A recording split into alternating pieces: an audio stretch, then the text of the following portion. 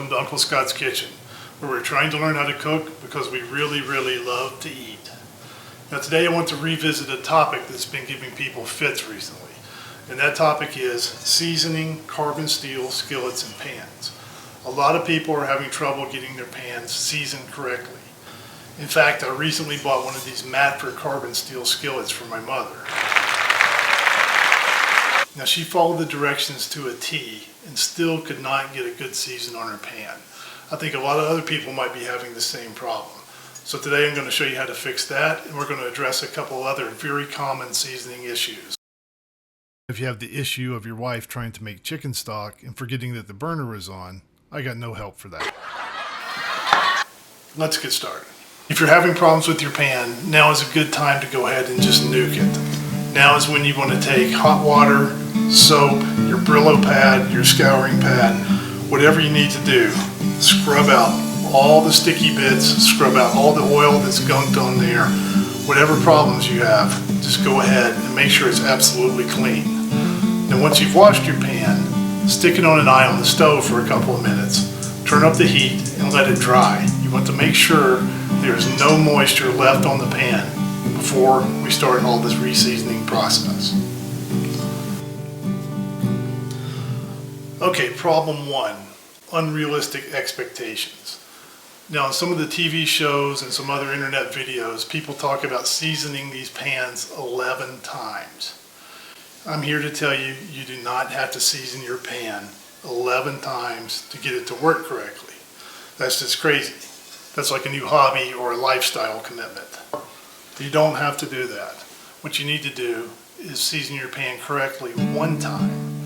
Once you've done that, it'll pass the fried egg test. What that means is you put some butter in the pan, you fry an egg, and if the egg will slide around, then you've got a non-stick surface, and you can go ahead and just start using your pan. You don't have to do the seasonings repeatedly to get a good working pan. Now, if for some reason you want to turn your pan into a work of art, go ahead and season yourself silly. Just keep seasoning it if you want to. But you really just do not have to do that to get a good working pan. Okay, another big problem is picking the incorrect seasoning method. Now the problem here, and this is what it turned out my mother's problem was, is if you have an electric flat top stove. It makes it more difficult to get your pan seasoned. Now I season my pan regularly on our gas stove top. And if you're cooking on a gas stove top, the flame hits the bottom and moves outward and up around the sides of the pan. So you get a good even distribution of heat all over the pan. With the electric flat top stove tops, it turns out that most of the heat is coming up through the pan via conduction. So the heat only rises up where the pan is contacting the surface. Now in my mother's case, she followed the Matfer directions to a T. She used the potato peels, salt, and oil method and cooked those twice. And as a matter of fact, she ended up cooking them for like an hour and a half. And at the end of the hour and a half, the pan still had not changed color. She had a spot of seasoning in the center of the pan, a small circular spot where the pan was contacting the stove, but the rest of the pan was not seasoning correctly at all. So it's a very simple solution to this problem. If you have a gas stove top, then just go ahead and use the gas burners and season your pan just like normal. Everything should be fine. If you have an electric flat top cooktop and you're having trouble getting your pan seasoned, what you want to do is just season the pan in the oven. I'm going to show you how to do that correctly here in just a second. Now don't worry about writing any of this down. If you go to the website, unclescottskitchen.com, and click on the Seasoning Central tab, these instructions are laid out step by step. Now the next problem is sticky spots. If you've ever seasoned your pan and run your hand across it once it's cooled down and felt a little bitty sticky spots, that means you're doing probably two things wrong. What you've done is you've used too much oil and you've not gotten the oil that you did use up to a high enough temperature above its smoking point to correctly form the bonds on your pan. So let's drill down on this just a little bit more. You can use a wide variety of oils to season your pan. There's a lot of oils that'll work just fine. The most important thing though is once you've chosen an oil, the look that oil up on the internet and find its smoking point temperature. So when we put our pan in the oven to season it, we're going to want to make sure that we have it set for about 25 degrees higher than the smoking point of the oil we use. Now the other reason you get sticky spots on your pan is that you're using too much oil. If you notice, every time you read maintenance directions or seasoning directions for one of these pans, they always say wipe it down with a light coating of oil. However, they never tell you what a light coating of oil actually is. So what is a light coating of oil?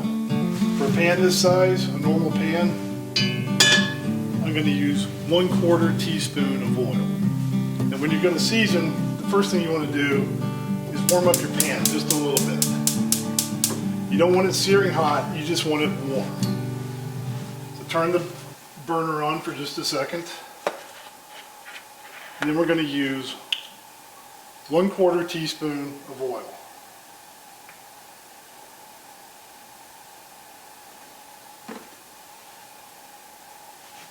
Turn your burner off.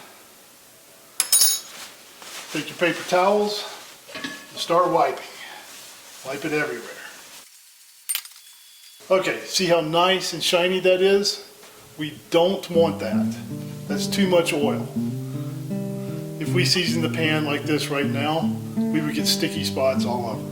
So what you want to do is grab another wad of paper towels and wipe it again.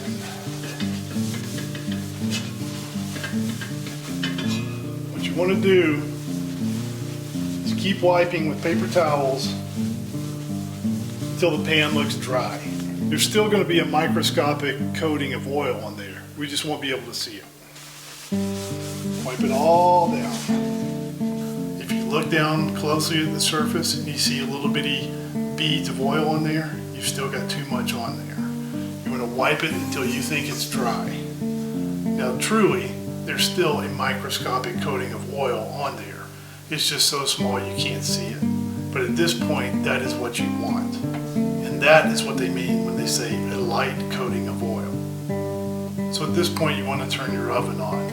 Remember to set it 25 degrees higher than the smoking point of the oil you have chosen.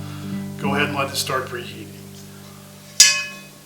So now you're ready to turn your pan upside down and put it on the rack in your oven. Now some people will say you need to put a baking sheet or foil underneath it to catch any drippings.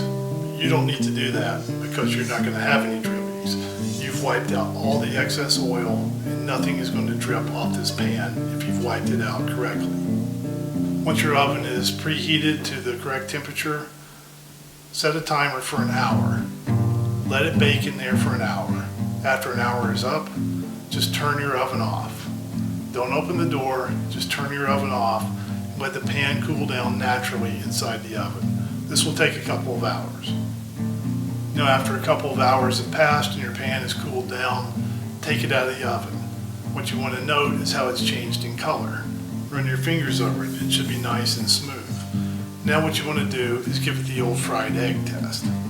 Put your pan on the stove, turn it on, heat it up, put in some butter, crack an egg and put it in.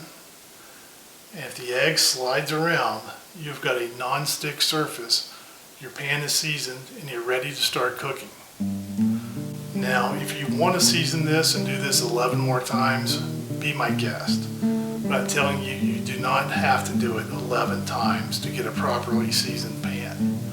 If you pass the fried egg test, you've got a good initial seasoning and you're ready to go. Just start cooking. I performed all these steps on the pan my mother was having so much trouble with. It came out of the oven just fine, and we put it on the burner, did the fried egg test, and it passed the first time. So this method absolutely works to get a good seasoning on your pan if you're having trouble seasoning it on your electric stovetop. The oven method works. Now I wanted to go beyond that because my mom was going to fix a big family meal. Now she's one of these good old Southern traditional cooks. She's been using 70, 80-year-old cast iron skillets that were handed down from her mother. She's been using these for 40 or 50 years. I wanted to compare the Matfer to one of these traditional cast iron pans. So what I came up with was the fried okra test. And it's quite simple. We took 2 eyes on the stove, we put the cast iron skillet on one, the Matfer carbon steel on the other, and fried a batch of okra, half in one pan and half in the other. And I gotta tell you, the Matfer performed on par with the traditional cast iron skillet. We couldn't tell any difference in the results of the okra from either pan. Both fried up very, very well. Now, I think my mom was still a little skeptical of the new pan, but a few weeks later, I got a text message from Mom. She said, "I tried the new pan again. I made salmon croquettes, and look, no sticking." So that tells me a couple of things. A, she's enjoying the new pan, and that's saying something from a cast iron traditionalist. And B, even if you have trouble getting your pan seasoned on your stovetop, you can still get a good non-stick seasoning by using your oven. This method works even if it's not in the directions that come with the pan from Matfer itself. Now, if you've enjoyed this video or found it helpful, I'd like to ask you to subscribe to the channel. If you haven't found the video helpful and you didn't enjoy it, I'd like to ask you to subscribe to the channel anyway. Do your good deed for the day.